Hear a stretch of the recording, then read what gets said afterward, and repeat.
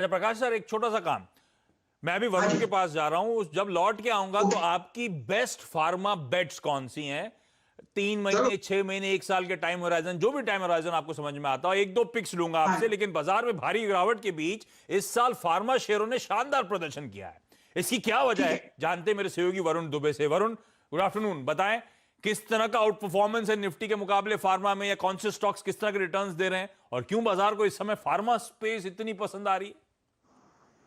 Good afternoon आशीष। देखिए, जैसे कि आपने कहा कि आउट परफॉर्मेंस देखने मिला है फार्मा में 2020 में।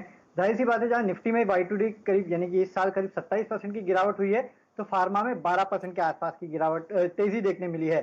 इनफैक्ट मार्च के लो से अगर आप देखें तो करीब 44-45% के आसपास की तेजी जो है वो फार्मा सेक्टर में देखने मिली है।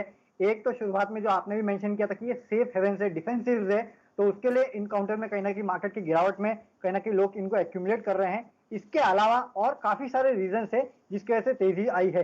एक तो ये जो कोरोना वायरस के अगेंस्ट जो फाइट है, उसमें इंडियन फार्मा कंपनी जो है वो सेंटर स्टेज में है। काफी सारे देशों को इंडियन फार्मा कंपनी जो है अपने प्रोडक्ट जो है वो सप्लाई कर रही है। आपको याद होगा थोड़े दिन पहले यूरोप ने करीब 1000 टन के एपीआई जो है वो इंडिया से मांगे थे और इंडिया उसको सप्लाई कर रहा है। इसके अलावा जुबिलेंट लाइफ, सिप्ला जैसी कंपनी जो है, इन्होंने गिलेड के साथ जो टाइप किया है कि 127 कंपनीज में जो कोरोना के ड्रग है उसको सप्लाई करेंगे। तो ये कुछ पॉजिटिव डेवलपमेंट है जो फिलहाल में कुछ हुए थे, जिन्होंने इंडियन फार्मा कंपनी जो है उनको सेंटर स्टेज पे लाया। इसके अलावा आप देखिए ठीक है। पिछले कुछ दिनों में इंडियन कंपनीज को लगातार जो यूएस एफडीए से ईआईआर है वो मिलते जा रहा है। यूनिकेम लैब्स को आपने देख लिया था। आपको याद होगा एमएससीआई ग्लोबल इंडेक्स में टोरेंट फार्मा को भी शामिल किया गया था। रिजल्ट के बाद सिप्ला पे ब्रोकेज हाउसेस ने अपना प्राइस टारगेट बढ़ाया। कुछ दिनों पहले जेपी मॉर्गन ने काफी सारे जो फार्मा स्टॉक्स है उस पर अपना प्राइस टारगेट बढ़ाया था। इसके अलावा आशीष एक और बात है, जो आत्मनिर्भर भारत जो चलाया हाँ गया है हाँ हाँ, स्टिमुलस पैकेज, उसमें भी आप देखिए फार्मा कंपनीज के ऊपर काफी सारे रिफॉर्म्स जो है ठीक है। वो किए जा रहे हैं। हेल्थ और वेलनेस सेंटर जो है वो बनाने की बात की जा रही है। तो ये सब पॉजिटिव डेवलपमेंट है जिसकी वजह से आपने देखा है कि पूरे साल जो है फार्मा कंपनीज इस साल यानी कि फार्मा कंपनीज जो है वो फोकस में रही है और हाँ पूरी तरह से निफ्टी को इन्होंने आउट परफॉर्म भाई किया है। बिल्कुल, स्क्रीन पे है 27%। जब निफ्टी ईयर टिल डेट मतलब इस साल की शुरुआत से अब तक की 27% निफ्टी टूट चुका है, और फार्मा इस बीच इंडेक्स जो है 12% के पॉजिटिव रिटर्न्स दे रहा है। तो देखिए किस तरह से आउट परफॉर्म कर रहा है इसने निफ्टी को, इस इंडेक्स ने। और इसके स्टॉक्स के रिटर्न्स तो खैर आप लोग की स्क्रीन पे आ ही रहे। देखिए किस तरह का परफॉर्मेंस है। तो ये वो पॉकेट थी जिसका मैसिव अंडर परफॉर्मेंस था कई सालों तक, अंडर ओन पॉकेट थी। और अब पैंडेमिक के चलते, ये कोविड 2019 के चलते, ये पॉकेट पूरी वापस लाइमलाइट में आई है। जैसे वरुण कई सारे टेलविंड्स की बात कर रहे हैं, उसमें एक और जोड़ दीजिए कि यूएस एफडीए जो यूएस रेगुलेटरी अथॉरिटी है, फूड एंड ड्रग एडमिनिस्ट्रेशन, उसकी तरफ से अब अप्रूवल बड़े तगड़े आ रहे हैं। तो वो जो बड़े कड़े नियम बना रखे थे इस पैंडेमिक के बीच में, सबको दवाओं की अहमियत समझ में आने लगी है। इसीलिए पॉकेट आउट परफॉर्म करना शुरू कर चुकी है। देखिए स्टॉक्स के रिटर्न्स, लेकिन ये तो हो चुका, इतनी तेजी आ चुकी। प्रकाश सर, ये तो मिस हो गई बस। लेकिन अभी कौन सी चलती बस में चढ़ना है जो अभी भी रिटर्न देने का दमखम रखते हैं? एक दो फार्मा स्टॉक्स बताए ना सर। देखिए, मुझे 2-3 स्टॉक अच्छे लगते हैं। हाँ। मुझे लगता है एक सिप्ला अच्छा है, काफी बढ़ चुका है। अगर इसमें अगर गिरावट मिलती है सिप्ला में तो लेना चाहिए। कहां तक 500 तक अगर आ जाता है तो ये एक जगह अच्छी बनती है। और दूसरा, मैं एक दोस्ती का फर्ज भी अदा करना जरूरी है, क्योंकि ग्लेनमार्क की बात करूंगा, क्योंकि ग्लेन सल्दाना मेरे अच्छे दोस्त हैं। मुझे लगता है ग्लेनमार्क अगर लोअर लेवल से मिल जाता है तो वो भी लेना चाहिए। एक अच्छी कंपनी है, मैनेजमेंट अच्छी है, खाली थोड़ा एक रिएक्शन का इंतजार करना है। ये सिर्फ दोस्ती है कि चार्ट्स में भी कुछ ट्रेंड नजर आ रहा है? चार्ट में तो स्ट्रेंथ आया है, बॉटम आउट हुआ, इतना कह सकते हैं। बॉटम आउट हुआ मतलब ये हो कि मैं खास नीचे नहीं जाऊंगा, नीचे भी आऊंगा तो ऊपर जाने के लिए आऊंगा, ऐसा। हाँ, इसलिए मैंने कहा सिर्फ ऐसा कि ना हो दोस्ती के गिरावट चक्कर का में निवेश कर दूं। ये चार्ट पे भी लग रहा है बॉटम आउट हो रहा है, यहां से आउट परफॉर्म करेगा ये स्टॉक। तो सिप्ला है और ग्लेनमार्क फार्मास्यूटिकल है, ये वो दो स्टॉक्स हैं जिन पे आप दाव लगा सकते हैं। ग्लेनमार्क तो अभी भी रिसेंट तेजी के बावजूद अपने हाई से बहुत नीचे ये स्टॉक आज भी कामकाज करता हुआ। तो इन स्टॉक्स में गिरावट में आप खरीदारी के मौके ढूंढें। गाबा सर, बहुत बहुत धन्यवाद आज वक्त निकालने के लिए। और क्विकली मैं जा रहा हूं आज के मैनेजमेंट के पास। इंडिया मार्ट इंटरमेश के सीईओ साहब दिनेश अग्रवाल जी मेरे साथ जुड़ते हुए। दिनेश जी, स्वागत है सीएनबीसी आवाज पर आपका। जो स्टॉक का परफॉर्मेंस है, रिजल्ट जो आए हैं कंपनी के, वो आप लोग की स्क्रीन पर आएंगे, और अच्छे नंबर्स हैं Q4 में। चाहे मैं साल दर साल देखूं, चाहे मैं Q on Q देखूं, रेवेन्यूज में अपटिक है, मार्जिन में इंप्रूवमेंट, दोनों ही पैरामीटर्स में नजर आ रहा है। तो अग्रवाल साहब, अच्छा परफॉर्मेंस कहां से मदद मिली इस क्वार्टर में? और ये जो कोविड 2019 है, इसका कोई खास असर नहीं देखने को मिला का आपको आपके धंधे पे? सर थोड़ा बिजनेस मॉडल को समझ लेते हैं एक हाँ। बार कि हम इंडिया मार्ट क्या है कि सप्लायर्स को सब्सक्रिप्शन बिजनेस में हाँ। है हाँ। और हम बायर और सप्लायर की मैच मेकिंग करते हैं। करीब क्वार्टर में 120 मिलियन बायर और सप्लायर आपस में एक दूसरे से बात करते हैं इंडिया मार्ट के थ्रू। करीब 6 मिलियन सप्लायर्स और 100 मिलियन बायर्स यहाँ इंडिया मार्ट के हैं। तो हम सप्लायर से सब्सक्रिप्शन में पैसा लेते हैं 1 साल का, 2 साल का, 3 साल का इन एडवांस। तो अगर आप देखें तो हमारा कलेक्शन फ्रॉम कस्टमर्स होता है और साथ में डेफर्ड रेवेन्यू होता है। तो इसलिए हमारा जो रेवेन्यू होता है वो करीब 18-20 महीने का मूविंग एवरेज होता है। तो इस वजह से अगर आप पीछे के सालों में देखेंगे, पीछे के सालों में हमारी कलेक्शन फ्रॉम कस्टमर की ग्रोथ रेट करीब 30% से ज्यादा रही है। हालांकि पिछले 1 साल से अगर आप देखें हाँ। तो काफी तनाव रहा है। पहले तो जनरल इकोनॉमी डाउन ट्रेंड रहा जो कि स्टार्ट हुआ ऑटोमोबाइल सेक्टर से। फिर पिछले साल अक्टूबर नवंबर में फाइनेंशियल क्राइसिस और एनबीएफसी क्राइसिस के चलते फाइनेंशियल क्रंच काफी हो गया और अब जाकर के मार्च में कोविड कोरोना से रिलेटेड डिमांड सप्लाई गैप काफी हो गया। हालांकि शुरू में हमें कोरोना और कोविड की वजह से फॉरेन की से और इंडिया से भी हेल्थ और सेफ्टी रिलेटेड काफी सारे प्रोडक्ट्स के ऊपर अचानक से डिमांड बढ़ी, जिसके ऊपर इंडिया मार्ट ने काम किया है। अच्छा। और आज अगर आप देखें तो India mart probably PPE kit, mask, face shield और बहुत सारे केमिकल और दवाइयों में आज नंबर 1 पे डिस्कवरी में है, चाहे वो हॉस्पिटल इक्विपमेंट हो और चाहे वो हॉस्पिटल सप्लाईज हो। तो अगर मार्च में देखें तो हमारी काफी सारी वेरिएबल कॉस्ट कम हुई है, ठीक है। इसकी वजह से प्रॉफिट तो के ऊपर हाँ। फर्क पड़ा है। तो अगर एक मैच मेकिंग होती है, जीवन साथी, मैट्रिमोनी, ये सब करते हैं, एक मैच मेकिंग जो है अग्रवाल साहब की कंपनी इंडिया मार्ट इंटरमेश करती है, बायर एंड सप्लायर्स की मैच मेकिंग का काम। तो ये सब्सक्रिप्शन रेवेन्यूज एक पार्ट ऑफ योर रेवेन्यूज हो गए सर, जो सब्सक्रिप्शन रेवेन्यूज 2-3 साल के होते होंगे। एक ये जो मैच मेकिंग कल्मिनेट होती होगी, जब ट्रेड होता होगा तो उसका कट भी होता होगा आपका। तो ये मैच मेकिंग का प्रोसेस क्या अप्रैल में हिट, मार्च के महीने में हिट हुआ था इस पैंडेमिक के अंदर? नंबर ऑफ ट्रांजैक्शन हिट हुए थे क्या? जी, पहली बात तो हम जीरो कमीशन मार्केट प्लेस है, हम एडवर्टाइजिंग प्लेटफॉर्म है, हम कोई कमीशन नहीं लेते हैं। हाँ।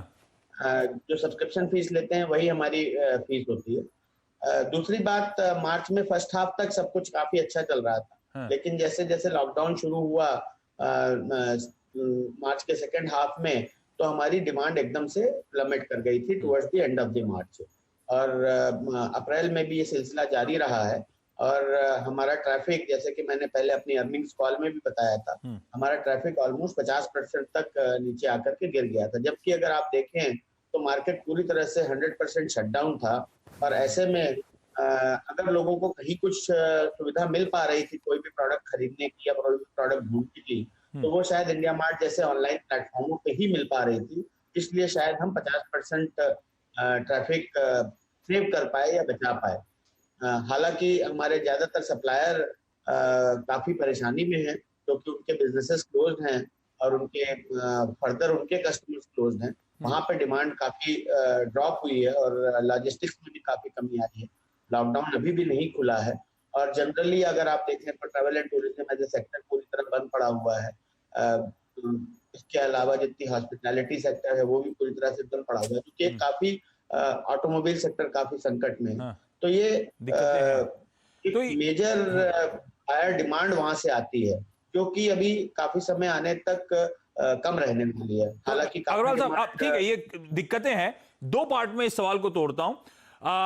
तो फिर ये जो दिक्कतें अब जो नजर आ रही हैं, नए कस्टमर शायद ना जुड़े, पेस ऑफ उनकी एडिशन जो है वो रिड्यूस होता हुआ नजर आया इस पैंडेमिक के बीच में, तो असल इंपैक्ट एक्सपेक्ट करूं क्या जो ये जो करंट क्वार्टर चल रहा है इसमें देखने को मिलेगा? और ये जो 5 एपिसोड्स का पैकेज सरकार ने डोल आउट करा है, एमएसएमईज को खासतौर पे फोकस भी करा उसमें, जो आपके लार्जली क्लाइंट बेस भी हैं, उसके बाद के चैनल चेक्स क्या कह रहे हैं? वो लोग खुश हैं कि नहीं है? हालात सुधर पाएंगे, नहीं सुधर पाएंगे?